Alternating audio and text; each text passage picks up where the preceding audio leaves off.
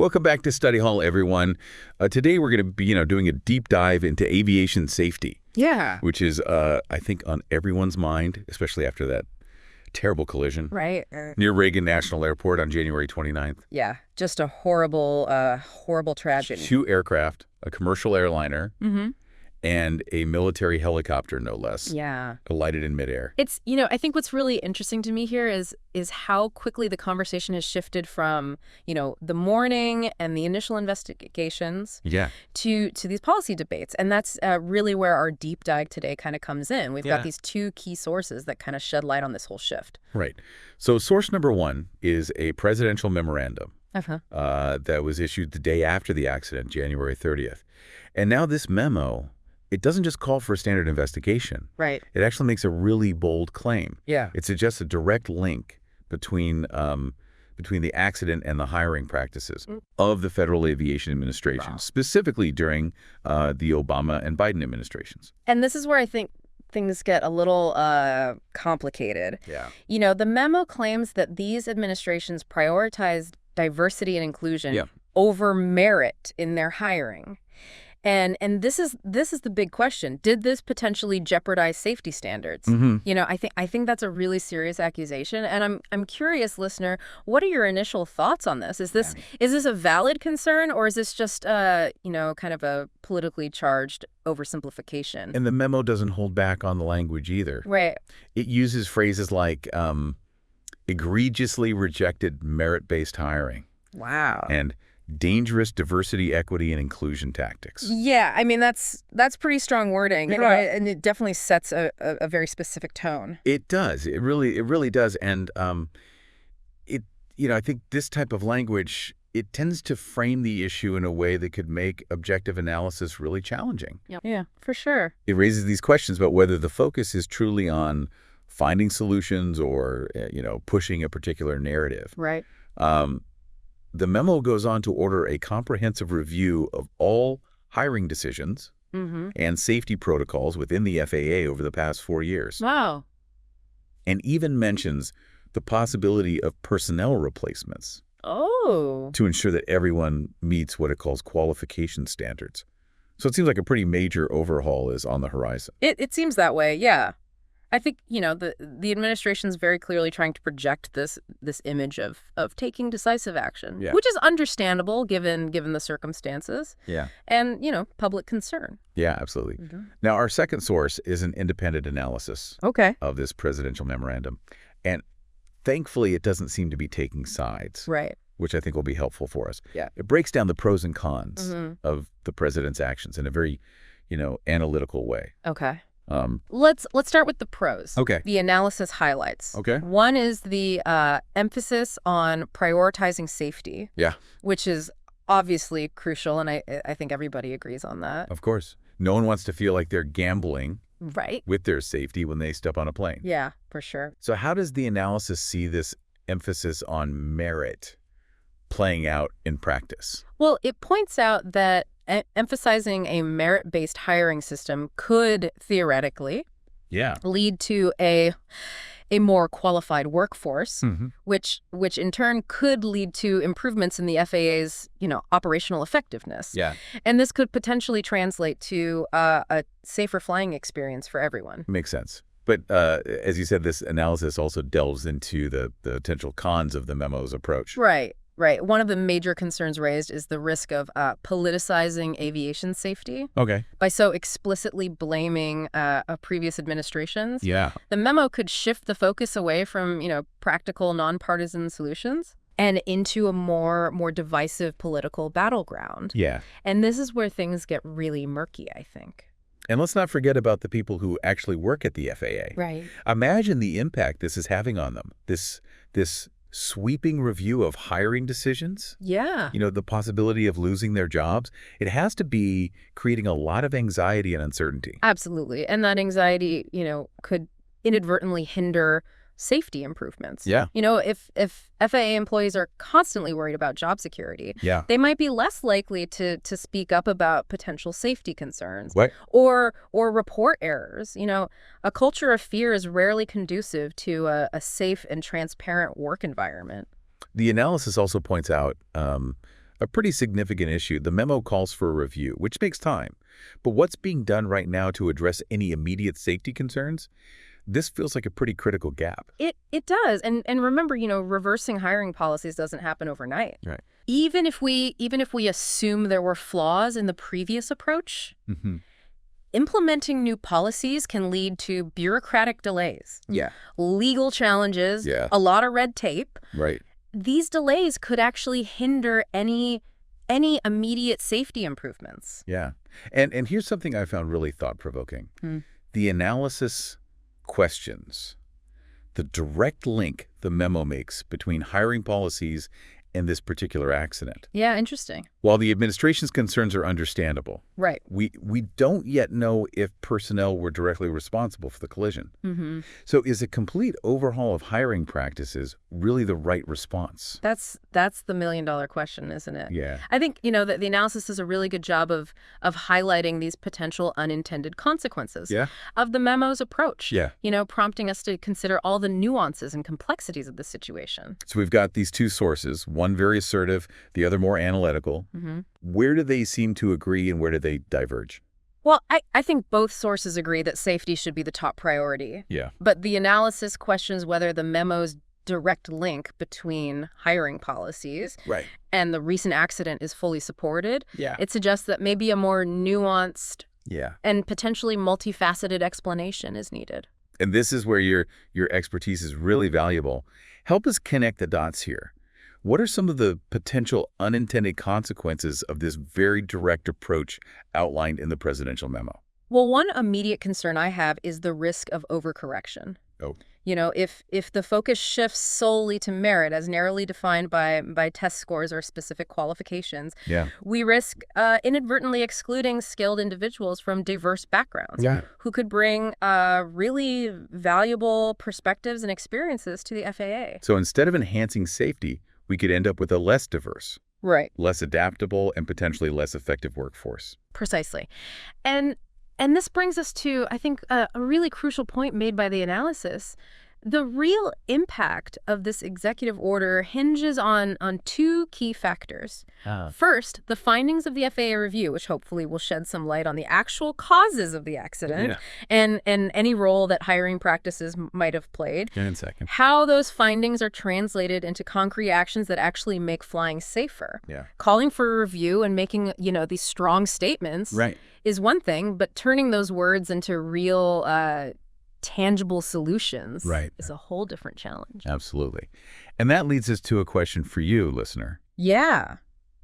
What kind of specific, actionable solutions would you like to see emerge from this review? Great. What would restore your confidence in aviation safety? Yeah, good question. It's a question worth pondering. This situation has so many layers to it, The human cost of the accident, the need for answers and accountability, the complexities of policy, and the potential for political motivations. It's a lot to unpack. It really is. I think it highlights how crucial it is to, examine information critically, consider multiple perspectives, and really think through the potential consequences of any action. Yeah. Even those taken with good intentions. Well, we'll continue exploring this topic when we come back after a quick break. Sounds good. So we've been talking about this tragic plane collision and how the president's memo seems to be pointing the finger at hiring practices during the Obama and Biden administrations. Yeah. But the independent analysis we're looking at today is really urging us to think beyond that simple narrative. Yeah, it is, and for good reason. Yeah. Let's dig into one of the analysis's key points. Okay. This concept of systemic factors in aviation safety. Okay. It argues that focusing solely on individual qualifications, even if those qualifications are measured through a purely merit-based system, might miss the bigger picture. Okay, so help us understand what they mean by systemic factors. Right. What kind of things are we talking about here? Think of it this way. Okay. A safe aviation system relies on this whole web of interconnected elements. Okay. We have technology, of course, the aircraft themselves, navigation systems, communication networks. Then you have the human element, pilots, air traffic controllers, maintenance crews, even the people designing the training programs. And overlaying all of that are regulations, safety protocols, and organizational culture. Yeah.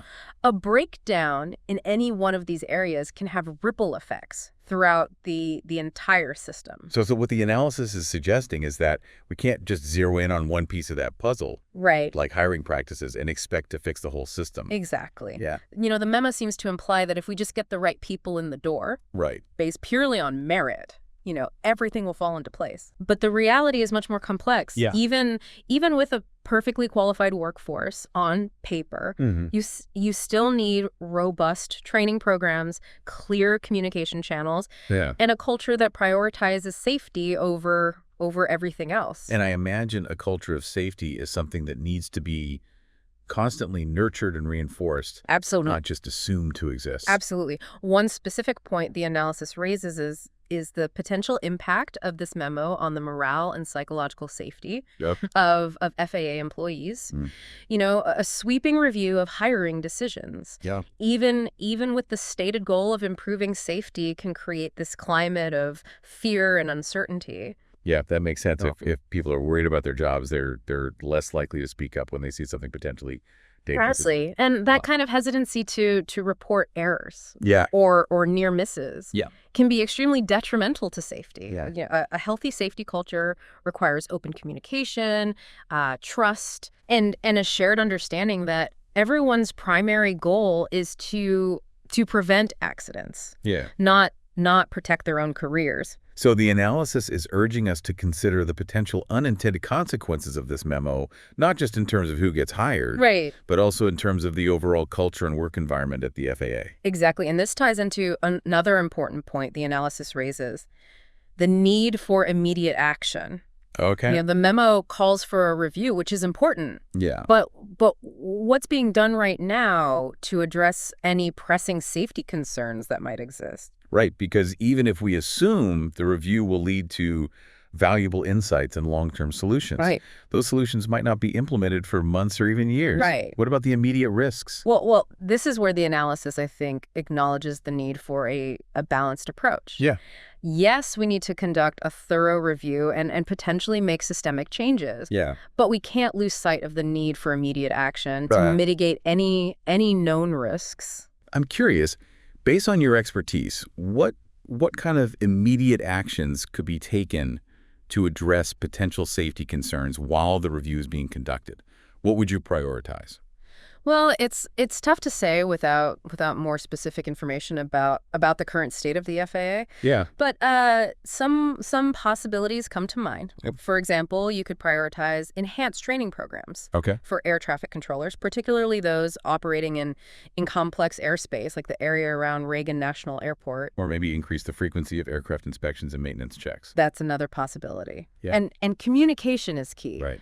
You could implement measures to improve communication and coordination between pilots, air traffic controllers, and ground crews, especially during critical phases of flight. It sounds like there are a lot of options, but the key takeaway is that we can't afford to wait for the results of the review to take action on things that could potentially improve safety right now.